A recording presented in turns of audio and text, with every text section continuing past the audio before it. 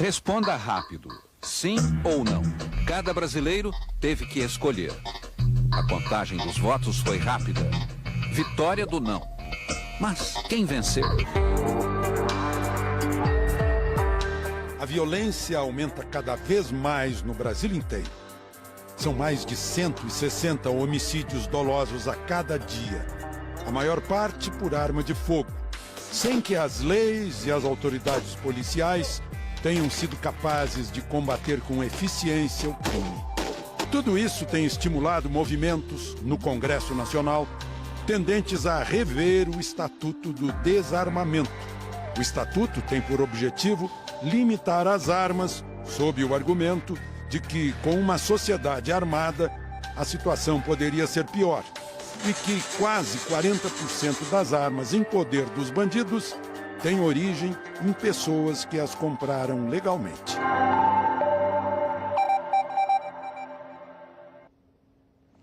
Para debater esse assunto bem atual, estão aqui no estúdio o Benedito Gomes Barbosa Júnior, conhecido como Benê Barbosa, pesquisador em segurança pública e presidente da ONG Movimento Viva Brasil, e o Felipe Angeli, que é gerente do Sou da Paz. Bom, eu vou começar pedindo para vocês dois resumirem as suas posições em relação às armas. Benê. Bom, eu, como sempre, sempre fui favorável à modificação da legislação atual, porque é uma legislação que foi muito eficaz em desarmar o cidadão, em impedir praticamente que o cidadão tenha uma arma de fogo para sua defesa. Mas não passou nem perto de impedir que a circulação de armas ilegais continuassem abastecendo a criminalidade. Tanto é, nós estamos vendo essas cenas aí depois de tantos anos de uma legislação que simplesmente não funcionou para controlar a criminalidade. Felipe. Enfim, como representante do Instituto Sou da Paz, nós temos um posicionamento histórico, que vem, enfim, da origem da nossa própria organização. Pelo controle de armas, uma legislação e uma política nacional moderna, eficiente, de controle de armas de fogo, da circulação de armas de fogo. A gente está absolutamente convencido que da correlação positiva entre o aumento da circulação de arma de fogo e o aumento da violência letal, ou seja, do crime contra a vida, dos homicídios. Isso está estabelecido numa série de pesquisas internacionais, também produzidas no Brasil. Há hoje um consenso científico internacional e nacional em relação a essa correlação, que se dá de formas diferentes, porque existem outras variáveis que interferem, claro, mas nossa posição é muito clara no sentido de advogar por uma lei, uma política nacional de controle de arma de fogo rígida, mas moderna, e que possa, obviamente, observar as características da região, do país, da diversidade que o país apresenta, mas de qualquer forma rígida e estrita. Certo. Na abertura do programa eu falei que no Congresso há ideias a respeito de uma revisão do Estatuto do Desarmamento. Um colega nosso está lá no Congresso entre dois deputados. Vamos ouvi-lo. Olá, Alexandre. Olá a todos. Olha, Alexandre, essa proposta de flexibilização do Estatuto do Desarmamento já está pronta para ser discutida e votada aqui no plenário da Câmara dos Deputados. E a gente tem aqui ao lado dois parlamentares, um favorável e outro contrário. Relator, a sua proposta é de flexibilizar, ou seja, você tira a necessidade de quem quer ter a posse da arma de justificar essa posse. Como o senhor avalia isso? O referendo perguntava se você é contra ou a favor da comercialização de arma de fogo. Quem ganhou? Foi o não, ou seja, não se proíbe o comércio da arma de fogo. E o segundo ponto importante, que é também a questão do recadastramento obrigatório e o porte de arma rural, que é importante para o morador do campo. O senhor acredita que essa facilidade do acesso ao armamento pode ser a solução para essa crise na segurança pública? Com certeza não. Mais armas na mão da população vai significar mais mortes causadas por brigas de trânsito, por brigas de vizinho, por brigas de bar, que são brigas que eventualmente não terminariam em morte se não houvesse uma arma, mas com a arma disponível e acessível, terminam em assassinatos. Benê, como é que você responde a isso? Vamos lá. A gente realmente tem um processo aí legislativo que vem desde 2012, quando o PL 3722 foi apresentado pelo deputado Rogério Peninha, ele vem sendo discutido, já teve um substitutivo apresentado pelo deputado Laudivo e agora segue para plenário. Inclusive nós tivemos hoje com o Rodrigo, Maia, e ele nos afirmou que realmente está preparando um projeto aí, a finalização desse projeto para ser votado. né, para criar exatamente o quê? Uma legislação, não é questão de flexibilizar, não é questão de banalizar o uso da arma de fogo, como algumas pessoas apresentam, né? Não é aquela ideia de qualquer um vai comprar e qualquer um vai andar armado. Não, tem uma série de critérios bastante rígidos até, né? Mas critérios objetivos. O problema, um dos grandes problemas hoje da legislação é esse. Ela não tem objetividade, ou seja, você passa por todos os critérios, quando chega lá na Polícia Federal, por questão subjetiva, a compra dessa arma, estou falando da compra, só para você ter em casa, é negado para o cidadão. E o segundo ponto, que eu acho que também foi muito pouco discutido quando se apresentou o Estatuto de Desarmamento, foi exatamente a questão da regionalidade. Então eu, em São Paulo, por exemplo, comprando uma pistola para a defesa, eu vou ter o mesmo tratamento que alguém, um ribeirinho que está a 400 quilômetros de Manaus, que precisa de uma espingarda para caça de subsistência. Né? Então, nós temos que diferenciar essas situações. É exatamente esse tipo de propostas que a gente está apresentando. Felipe Souza da Paz está acompanhando esse processo no Congresso? Claro, a gente acompanha historicamente, desde o início, né, da própria aprovação do Estatuto do Desarmamento, são processos que o Souza da Paz esteve envolvido desde o início. Queria comentar, enfim, em relação àquilo que o deputado Alberto Fraga coloca. De fato, hoje houve o referendo, acho que tem muita desinformação em relação a isso. O referendo? Foi 65%? Foi 64%, salvo engano. Favorável à manutenção da comercialização das armas de fogo, né? Muito se fala, o referendo, ele reprovou o Estatuto do Desarmamento, na verdade não foi isso que aconteceu. O referendo versava sobre um único artigo, que era a proibição do comércio. E, de fato, 64% da população, majoritariamente, decidiu pela manutenção do comércio de armas de fogo, que está mantido. Entre dados da Polícia Federal, entre 2011 e 2015, se tem um aumento de 140% no número de licenças pessoais para o cidadão comum. Para comprar. Exato, compra de arma de fogo. Dados do Exército, mesmo período, 2011 e 2015, um aumento de 30% na venda de armas de fogo. A arma de fogo continua sendo vendida no Brasil, existem regras, de fato. Em relação à questão do caçador de subsistência, o Benedito mencionou, o próprio Estatuto prevê, na verdade, regras diferentes. Óbvio que esse tipo de... O Brasil é um país extremamente diverso. E, obviamente, que existem situações que, claro, não devem ser vistas da mesma forma. Uma pessoa armada em São Paulo é diferente de uma pessoa armada no interior. Enfim, claro que meio rural e isso meio pode ser urbano debatido. Eu sempre, nenhuma legislação ela é monolítica, nem pode ser. Agora, nos preocupa muito decisões e debates no afogadilho, decisões e debates em momentos de movimentos eleitorais, como esse ano, né? A gente está no ano de eleição, e também intoxicadas por posições ideológicas muito comprometedoras. Por exemplo, o substitutivo aprovado, né, o do 3722, na Comissão Especial, isso em 2015, já fazem aí quase um pouco mais de 2 anos, porque foi o final de 2015, tem pontos extremamente, enfim, comprometedores, que nós somos veementemente contra. Primeiro tem a questão do porte, né? O porte de arma de fogo banalizado. A gente, enfim, isso é uma posição, sou da paz, nós somos extremamente contrários em relação a isso. Existem questões sobre os requisitos, né, que autorizariam de forma objetiva a compra de arma para qualquer cidadão, que nós também julgamos extremamente, enfim, problemáticos, até para questão de pessoas que são investigadas por crimes, pessoas condenadas por crimes culposos. Tem um conceito lá que também é inconstitucional, já de cara, isso é muito claro. Cria um conceito, salvo engano, no artigo 34, parágrafo 3º, do substitutivo aprovado, de legítima defesa patrimonial, que é uma coisa que a Constituição nem receberia de forma alguma. Ou seja, nossa opinião, projeto muito complicado. E nesse momento em que a gente tem uma intervenção no estado do Rio de Janeiro, uma preocupação legítima, importante que se diga, extremamente legítima. A sociedade tem medo por razões legítimas, é óbvio. Temos um problema de criminalidade extremamente preocupante no Brasil. E nesse momento de comoção e num período de grande contágio do processo eleitoral, esse debate, com essa intoxicação ideológica que eu também coloco, me parece muito preocupante. Só uma anedota, enfim, infelizmente, o próprio deputado Alberto Fraga, que é um defensor histórico, né, aí da revisão... Ele é um coronel PM. Exatamente. Ele, em 2014, foi roubado, infelizmente, na sua residência e teve suas armas levadas de dentro de casa, que, infelizmente, é uma situação muito comum. É como a gente diz, dessa conexão estabelecida entre a arma legalmente adquirida pelo cidadão para sua proteção pessoal e que, infelizmente, muitas vezes perde essa arma em grande quantidade, em grande proporção, e que isso acaba alimentando o crime. Isso é um dos elementos que nos faz temer essa expansão da circulação de armas de fogo. A gente foi para a rua ouvir as pessoas. Vamos ouvir o que as pessoas nos disseram ao serem abordadas sobre essa questão. Não, acho que deviam liberar sim as vendas das armas, né? Mas lugares restritos, né? E tendo porte de arma também, é claro. Não liberado para todo mundo, não. De maneira nenhuma, imagina. Tinha que ser proibido, inclusive sua fabricação, a não ser para as Forças Armadas. Sim, deveriam ser vendidas livremente, mas com critério, com a normatização e treinamento. De forma alguma.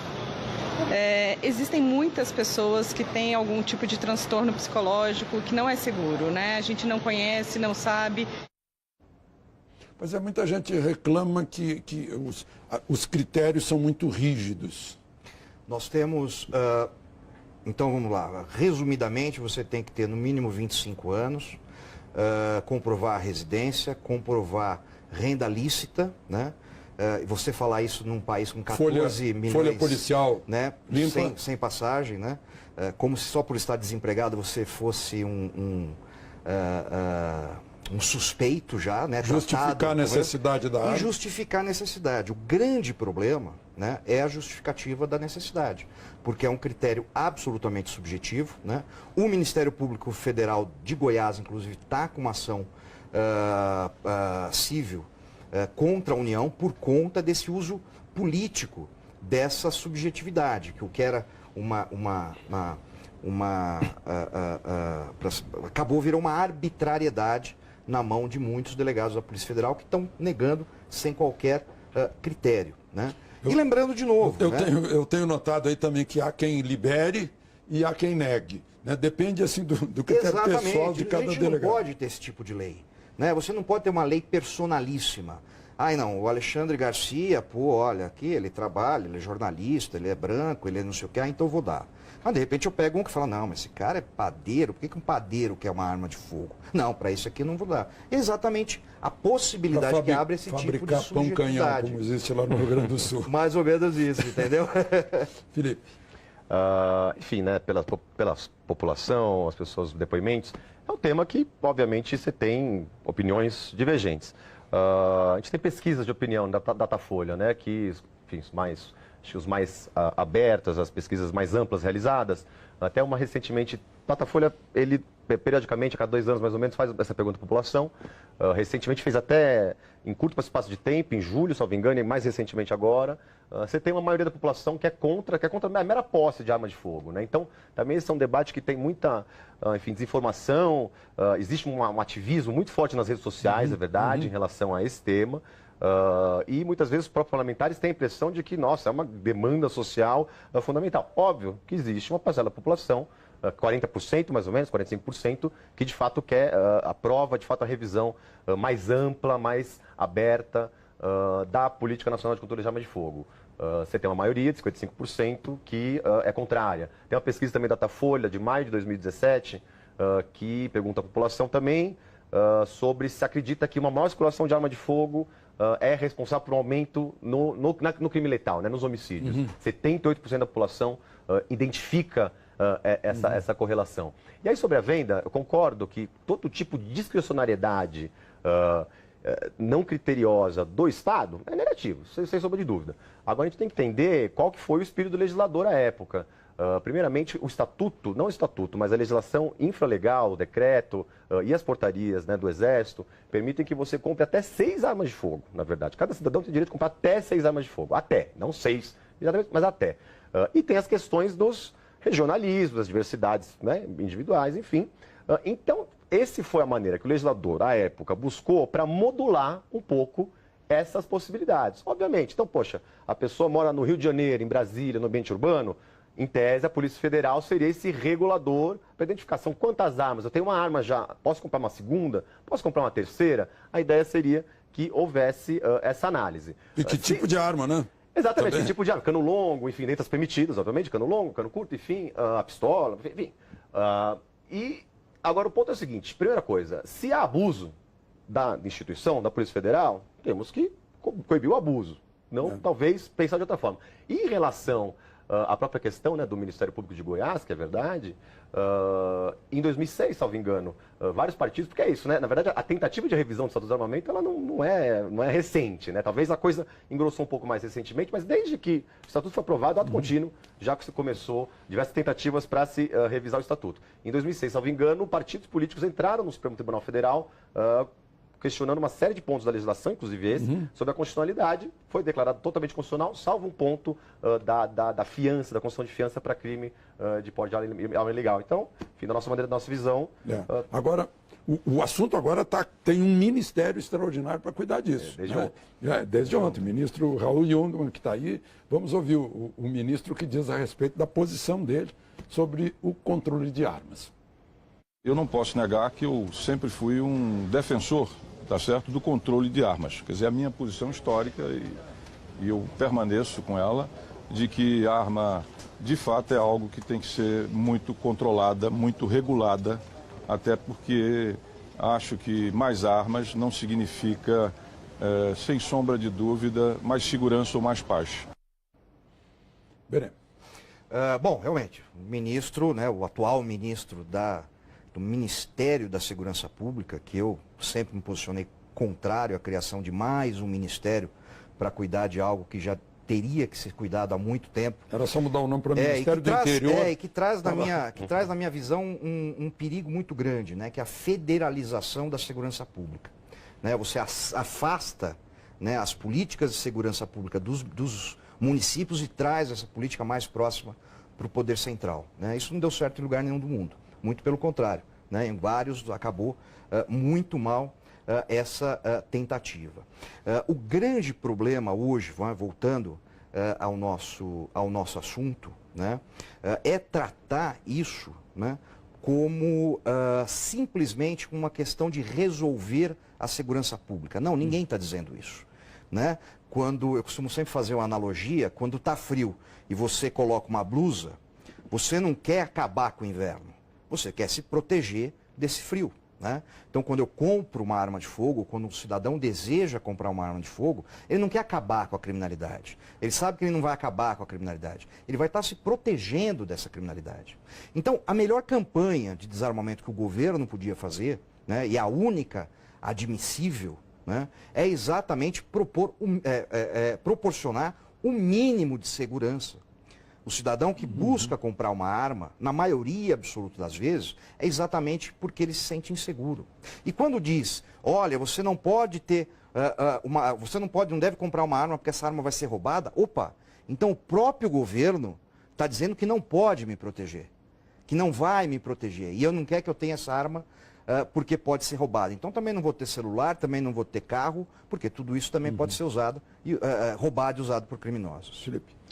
Bom, de fato, o hoje ministro, Raul Jungmann, é de fato um defensor histórico aí do controle de armas, esteve envolvido também desde o início desse processo, lá em 2002, 2003, até quando era deputado, né, antes de entrar para o Ministério, lançou uma frente parlamentar de controle de armas no Congresso Nacional, na Câmara dos Deputados.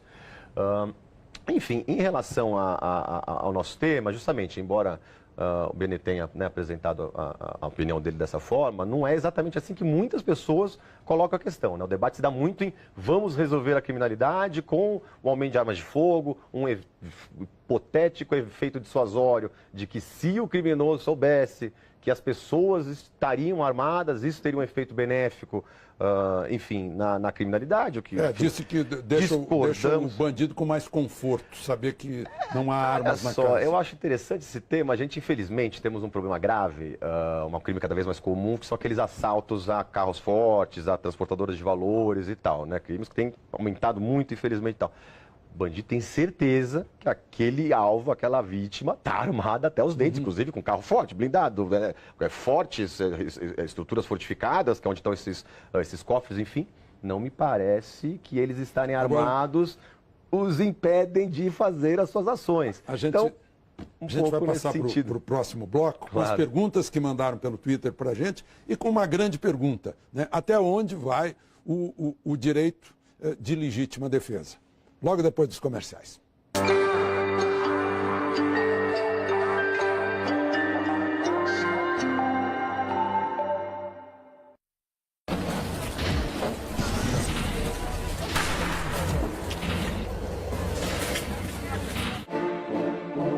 Deixe-me ir. Preciso andar. Vou por aí a procurar. Rir para não chorar.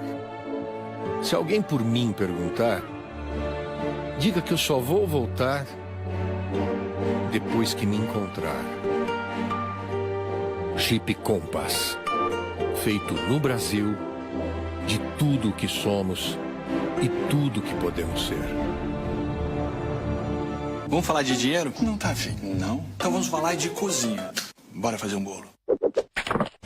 Imagina que o seu dinheiro é a massa e cada investimento um tipo de fermento. Poupança, cresce um pouquinho. Título de renda fixa já pode dar um bolo melhor. Fundo multimercado, de ações, cada um pode crescer de um jeito. É só saber como usar. E aí que entra a Orama, com tudo que você precisa para investir. Olha lá no site, tem uma receita de bolo que é imperdível. Bolo de quê?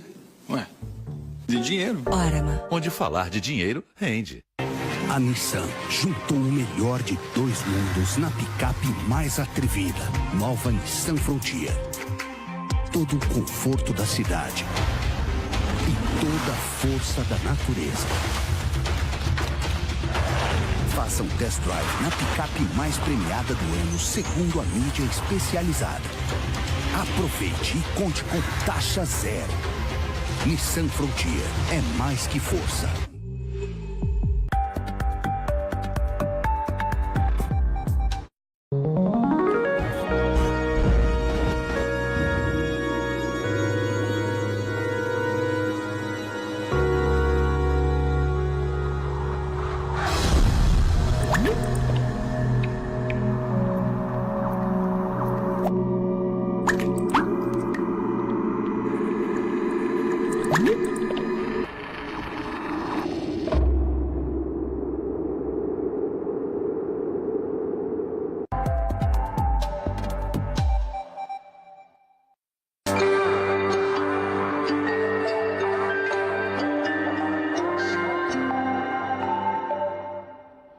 Voltamos a discutir armas num país com tanta violência. Recebemos muita pergunta pelo Twitter. Infelizmente, tivemos que fazer uma espécie de sorteio, né, porque o nosso tempo vai se esgotando. Vamos ver a pergunta do Matheus. Em um país com taxas altíssimas de homicídios, é viável criminalizar o direito de defesa? Então, essa questão, então, do direito de defesa. Bom, o direito de defesa é um direito natural, é um direito inalienável, né? Ninguém pode ser contra você se defender, defender sua vida, defender... Até nas escrituras. Exatamente, né? Desde que o mundo é mundo, né? E a grande discussão é o quê? Né? Qual é o instrumento eficaz para exercer a legítima defesa? Né? Num mundo, né, onde o bandido utiliza armas de fogo para atacar o cidadão, a sociedade. Obviamente, é também a posse de uma arma de fogo, lógico, com treinamento, com consciência, com responsabilidade. E é exatamente essa a nossa posição, né? O que nós estamos tentando, o que nós estamos pedindo, né, o que nós estamos trabalhando é para se retornar ao brasileiro uma coisa que existiu no passado e nunca foi problema. Armas de fogo nunca foram problema no Brasil durante 500 anos. De repente vira problema. Não, o problema não está na arma. O problema está na nossa legislação leniente com a criminalidade, no nosso legislativo que não muda as leis, no nosso judiciário que está sobrecarregado e numa série de outros problemas que, óbvio, é impossível discutir tudo aqui. E nas cabeças que dão ordem para o dedo indicador. Felipe. Enfim, a pergunta do Matheus, relevante, importante, mas não creio que está em jogo nessa discussão em relação ao desarmamento, à política de controle de armas de fogo, a questão da legítima defesa. Ela é uma excludente de ilicitude prevista no Código Penal, não há esse debate, ou seja, inibir a agressão na mesma proporção em que essa agressão é realizada, constitui o excludente de ilicitude de legítima defesa e isso não está em debate. Ou seja, o direito à legítima defesa está preservado conforme estabelecido hoje no Código Penal. Em relação à eficiência da arma de fogo como instrumento de defesa, embora seja intuitivo, né, que se possa fazer esse uso, os dados que a gente tem demonstram que é um instrumento muito ineficaz, eficaz ao extremo para o ataque, ineficaz ao extremo para a defesa. A gente teve episódio, enfim, mencionar, absolutamente trágico e curioso até na sua tragédia. No dia 20 agora de fevereiro, o sargento Kazuka, salvo engano, no Rio de Janeiro, sargento do Exército, ele comprou uma pistola por R$ 6.200, uma pistola legítima, ele tem direito a portar arma de fogo, sniper do Exército, treinamento em atendimento a feridos, ou seja, ele tem um treinamento que, quando ele está ferido, ele, em tese, conseguiria reagir.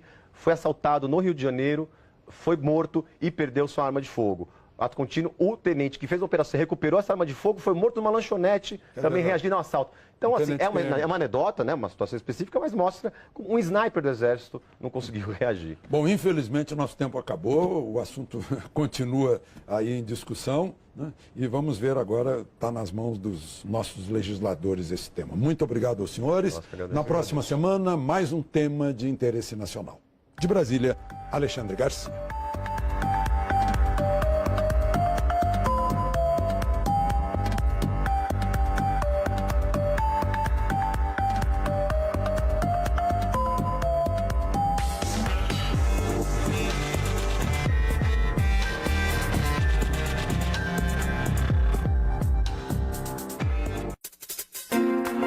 Globo News, Alexandre Garcia. Apoio Lexus, o extraordinário espera por você. Faça um test drive.